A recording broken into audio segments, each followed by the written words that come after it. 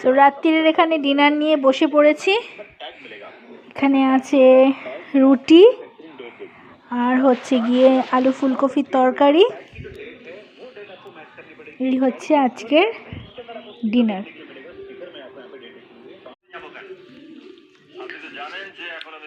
আমার একটু মিষ্টি মিষ্টি রুটি খেতে ইচ্ছা করছে, তাই আমি তখন যে বানিয়েছিলাম গাজরের হালুয়া ওটা দিয়ে খাচ্ছি।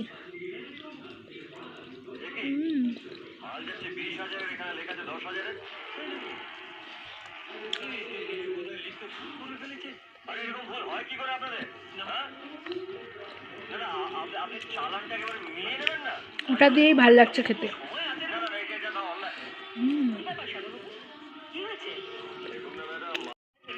তাহলে